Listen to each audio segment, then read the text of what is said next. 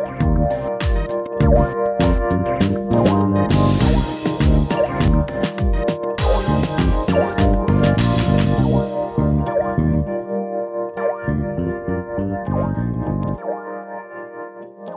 and welcome to another episode of Our Own Devices with Nandagopal Rajan.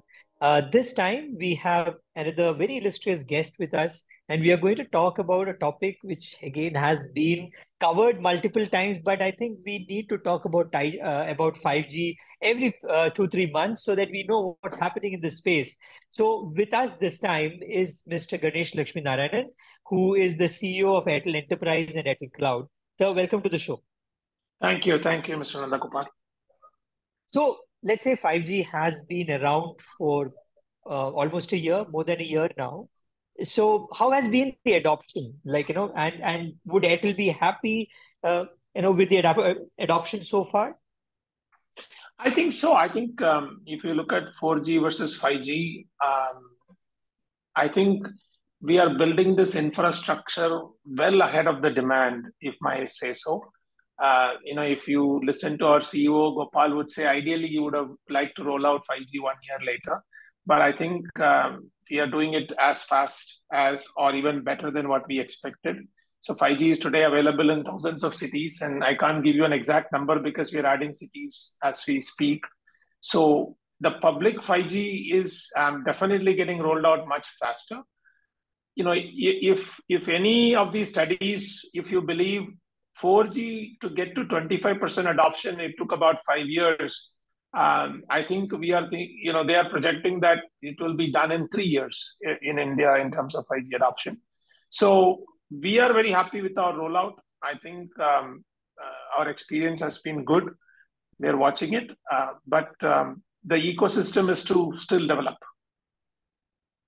So, in India, we keep using this phrase that, India sort of leapfrogs technologies, because it is also, usually a little bit late, on adoption. So in case of 5G, would you say that India has a slightly different or maybe a more evolved version of it than the early adopters because it was a little bit late? I don't know about whether, before we go to the technology side of it, let me address what 5G brings and where we think is the biggest opportunity. If you look at the consumer side, 5G brings you better bandwidth, lower latency. I would say that the potential of 5G is so big that the applications is still not arrived to take the full usage, right? If you are on 5G, you will notice a big difference in downloading the movie or watching a video.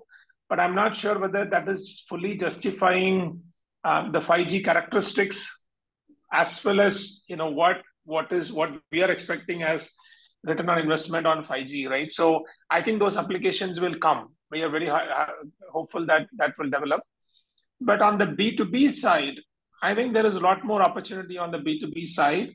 And the reason I say that is that if I look at 5G, 5G has got multiple use cases on the B2B side, right? For example, 5G could be the last mile for delivering broadband wherever the fiber is not available. And I think that brings you speed, which is comparable to today's fiber. And 5G as a last mile, we call it the fixed wireless access, can bring broadband access to a lot of places where fiber is not reaching today. That's one big use case for 5G. 5G could be a big enabler for automation of factories and warehouses because of the characteristics of 5G. And that could drive 5G as a private network is also a significant opportunity. And as 5G becomes more prevalent and as the characteristics of 5G, which is very high device density, very high bandwidth, very low latency, as these things are more and more available in various parts of the country, we are hopeful that various use cases will develop. So, this enterprise side of 5G was at some point being discussed as the primary use case, right? And maybe the consumer thing being like like an add-on, and you create this mesh of 5G, which takes care of your entire IoT ecosystem, your automation, your driverless cars and all of that. So on that front, how is the adoption in India? Or is there still an awareness kind of a problem that you still have to get over? I think we have gone past the awareness, right? So if you look at our business today, we are having actually 50 active conversations on 5G private network with various different industries, manufacturing being the most predominant one. But we're also talking to other industries to start proving out use cases. And we've already done 2, 3 successful POCs. We've got paid customers now on 5G. So there is definitely momentum on the 5G space. I'll tell you what are the challenges today, right? One, the device ecosystem is still maturing. So if you take a plant, if you take an manufacturing plant, today they run on Wi-Fi or cables for automation. Yeah. Cables are very limited in terms of changing the manufacturing line. So once you draw a cable, for you to change the manufacturing line, assembly line, it takes a big effort. So it limits the flexibility of the assembly line. And if you take a look at Wi-Fi, Wi-Fi has its own limitations, whether it is an autonomous vehicle or the amount of data you can transfer on Wi-Fi, the blind spots it creates. Wi-Fi has its own challenges, right? So because of which, a lot of these use cases are still not possible in an assembly line. So I'll give you an example. Take paint inspection. Once the vehicle finishes in the factory, you have to inspect the paint. Now, to inspect the paint, which I believe is the biggest cause of problem once the car is bought, the maximum returns, damages, what you call warranty claims happen because of paint. That's what the data says. To do a paint inspection effectively, you need multiple high definition cameras capturing that images and then sending it to a compute environment where it can be compared pixel by pixel so that it's passed the test. That is today a very manual exercise, right? Let's take another example. Today, the vehicles are becoming extremely software, right? It's basically like software on wheels. There's so much data being loaded into every vehicle, especially the electric vehicles. Now, to update a software, once you finish the assembly of that vehicle, it takes 10 minutes, and it basically increases your production time. When somebody is looking at increasing number of units produced within an hour, and they're talking hundreds of units produced within an hour, this becomes a bottleneck because the bandwidth needed to update software is what it is with Wi-Fi. So with 5G, we have proven that we can update 10 vehicles at one place, right? And I can quote various examples like this. For example, in the healthcare space, now when you're doing a colonoscopy and you're actually putting a camera inside a patient's body, now I can actually guide the doctor to look for risky areas because I'm capturing the images real time, comparing it to something going on in the computing world at the back end. And I can say, look, this polyp actually looks like something you should be interested in. And the camera can follow into that polyp, right? That kind of technology needs very low latency, very high bandwidth, which means that it's almost like a third eye for the doctor to look for things which he or she might be missing. These use cases are there, but the device ecosystem is still evolving. So if you're running a plant already, which is already running on Wi-Fi, the communication module is still based on old Wi-Fi or Ethernet communication module. That needs to be changed to 5G, and those devices are today expensive, because of which the adoption is slow. If somebody is looking for a greenfield plant, it's becoming a no-brainer to go to 5G. So the first thing I would say is there an awareness problem? The answer is no. There's a lot of awareness around what 5G could bring. But the only thing which is now preventing people from adopting is device ecosystem readiness. Okay. So in case of setting up a private network, how big do you think this market is? Like, potentially, are we talking only about big automobile plants or big manufacturing plants, or are there use cases which sort of, increase the reach or increase the possibilities of the clients? I don't think that it limits to it only to this plan. So let us talk about a standalone 5G private network. We have 2-3 versions of it. Let me first tell you the 2-3 versions of this 5G private network. The first one is I put up a 5G tower. and I can actually create a small spectrum for yourself so that there is no other interference. So the devices in your factory, cameras in your factory only talk to that particular tower, which almost looks like it's your private slice of the network. So the other benefit of 5G is you can slice spectrum much faster, better than other 4G and 3G. So if you take that example, you're not getting the best latency because the core is still sitting outside your premises. You're getting okay latency, but you're getting a private APN to connect, right? In that mode, you can actually replace the whole security system today, which is again wired using this. Simple IoT devices can run using this, right? So every factory, every establishment, every building can actually replace their fiber cable running for security systems using this model, right? Let us talk about Wi-Fi replacement in an office. So I can actually run a 5G inside an office using a millimeter band where you don't need Wi-Fi. The problem today is that the laptop doesn't come with a cellular module all the time. And imagine the advantage you would have if you're not connected to office Wi-Fi, actually, which is less secure than a 5G private network. You can sit outside in the garden and work.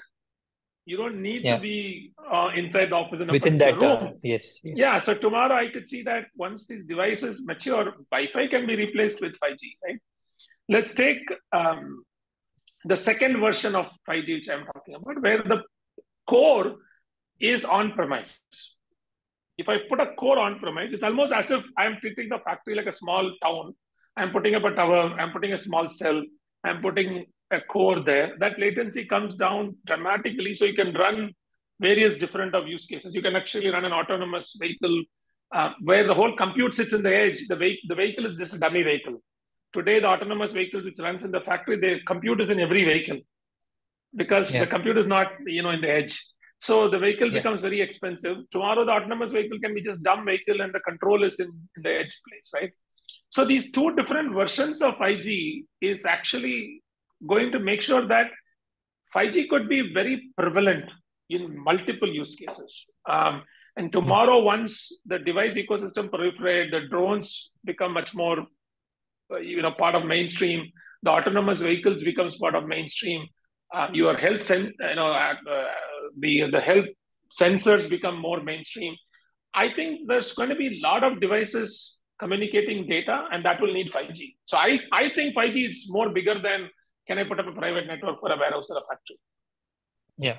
So, so as of now, if let's say a company is looking at this, is the cost prohibitive, or how does that work out for them? So we have actually brought the cost down pretty dramatically, right? So if you look at a simple 5G model, for us, the cost is putting up a tower with 5G equipment. And then we look for revenue in terms of 5G SIM cards, right? I mean, that's our model. So we put up a tower, in and around that tower, we need people to pay for SIM cards. We've actually brought that model to companies as well, right? So we will put up a tower on our cost. You're just providing some space within your premises, and you just give us connections. And that is a very, very low number, right? I mean, it's actually extremely low number. You can't do a lot of things with that 5G, but you can at least get started on the journey. So we are making it easy for people to start on the journey. Even if I look at the other extreme, which is the on-premise core, our thinking is that the total cost of ownership over a period of 5 years should be less than what you would spend on Wi-Fi. We want to bring 5G private network better than Wi-Fi cost. Today, it may not be the case, not because of telco charges, because of the device ecosystem, right? It is, if you want to put up a Wi-Fi plant, you have access points, we need to run cables, and it's regular maintenance, and it has got its own limitations, and there's a cost of it. Let's say it's a 5 crore over a period of 5 years. We want to bring our 5G private network cost lower or equal to that. So it becomes a no-brainer for a factory to put up private network. That is our goal, and I think we will get there. The only challenge a factory has is one, they got to rip apart the existing Wi-Fi and replace 5G, which is a sunk cost problem. Or they don't have the machines who can talk to the 5G yet. That becomes an additional cost. That's the only thing which is preventing. I mean, I speak to manufacturing companies today. They are saying, Ganesh, 5G is a no-brainer. That's a future technology. It gives me better bandwidth, much better than Wi-Fi. But our robots don't have the communication module. Our autonomous vehicles don't have the communication modules. So that's our biggest bottleneck right now. But it'll get resolved. It'll get resolved. So in the technology space, since we are at almost like a transformational phase right now with AI coming in, and we really don't know how the future is going to pan out. We know that it's going to change very fast. So do you think that's also going to create a sweet spot for the adoption of a technology like Wi-Fi, which is in a way an empowering kind of a technology for something like AI, right? So let us dream a bit. I think if you wind the clock back 5 years, Yeah. You and I doing a video conference like this would have been impossible, right? Yes, You need to get into impossible. a room, Yes. I need to get into a room. Yeah. But today, 4 years down the road, we are all on, video conferences. We do everything online today. Let us fast forward same 5 years, right? If you fast forward and if you can dream a bit, I think with 5G proliferating, everybody is having a high definition camera in their hands, which has got a connection which is high bandwidth and low latency. It is not. It's entirely possible that you and I will be zooming each other. Yeah. In 3D, right? You and I will be sitting as if we are sitting in physically. Yes. Yes. Yesterday Apple launched their AR VR headset. I don't know whether you saw that, right? Yeah. Imagine you can put on an AR VR headset and everybody has an AR VR headset. I could be shopping inside any place in the world today as if I'm sitting in front of them. Yeah. I could be trying out watches, bags, in anywhere in the world, right? There's no limitation beyond it. There's already an interesting startup which is working with us on 5G, where you sit at your place and you transport yourself to a tourist location. And they're actually targeting temples to begin with. So you can be actually in your favorite Srirangam temple, physically visiting the temple as if from your home. So that's for the morning darshan. For the morning darshan when there's no crowd. And there will be no crowd at that time because everybody will be virtual. I think that it's possible and that's going to happen. So that's on the consumer side. And if you look at closer to consumer, you could imagine that drones will be delivering medicine. Drones will be giving you, replace Danso people running around with documents. Drones could be very well be doing that. Drones could be used for all kinds of agricultural medicines and pesticides and stuff like that, which is already happening in some parts of the world. And why not drones to be, transporting people? So I think there is enough there. Which could do, and even if I don't even have to go out to that level of dreams, simple gaming will become much better. Your watching a cricket match experience will become much better. These are all the use cases I think will build around the B2C side. Let's take to the B2B side, right? Let's take the B2B side. If you look at India's problem, we are digitizing very fast. You would agree that our digital journey is galloping at a much faster pace, whether it is digital payment, digital banking, digital education, right? So today we launched a press release where the government of India will distribute all textbooks digitally in all languages for this program called Diksha. So that will run on our platform, right? So I think that the front end of India has been digitized a lot.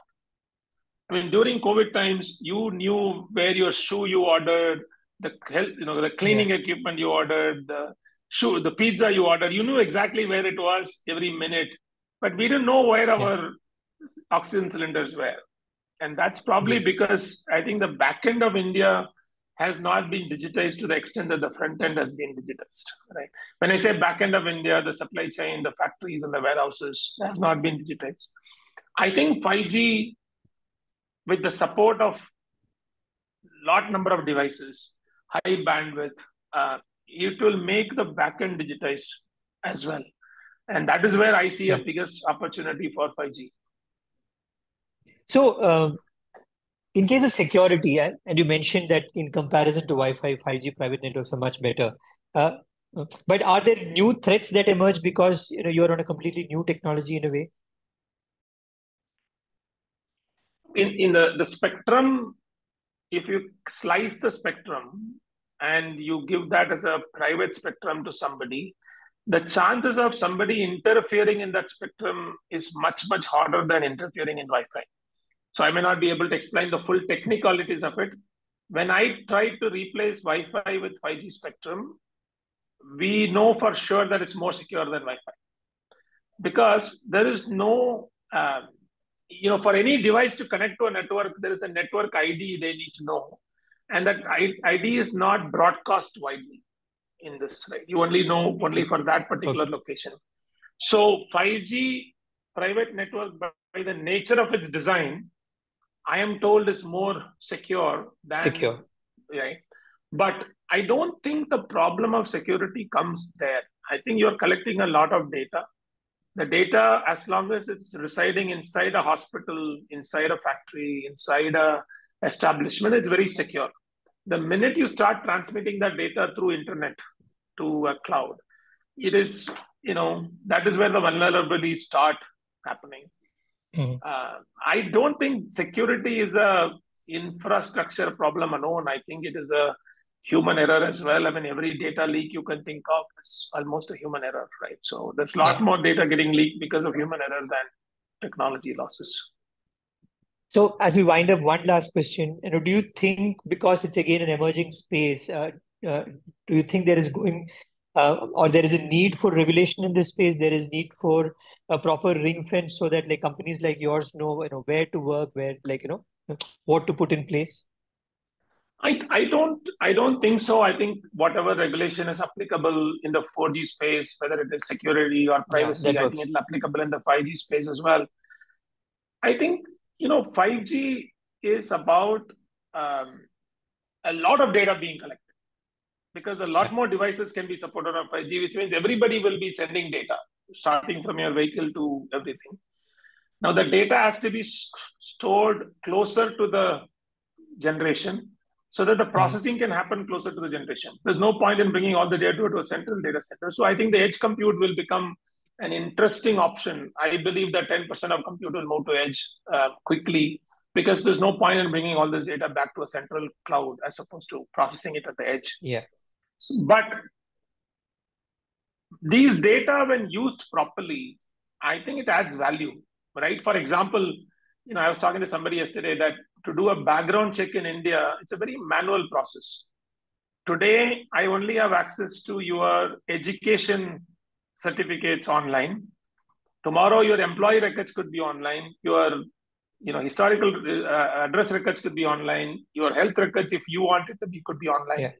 And as you think about this proliferation, and 5G brings super connectivity to every part of the country, I think this will add a humongous amount of value to the economy. I think it will save a lot of time in doing some mundane tasks. I can imagine a world where all of our documents, everything around us is stored in one place and it could be quickly verified.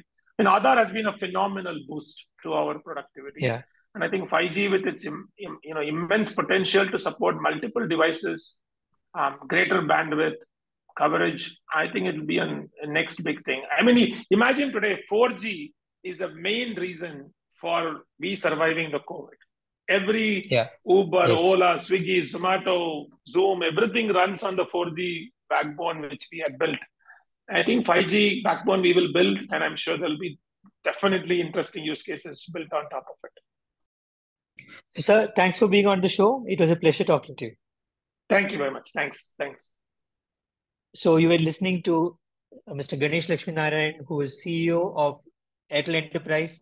We'll be back again next week with another guest. Till then, goodbye.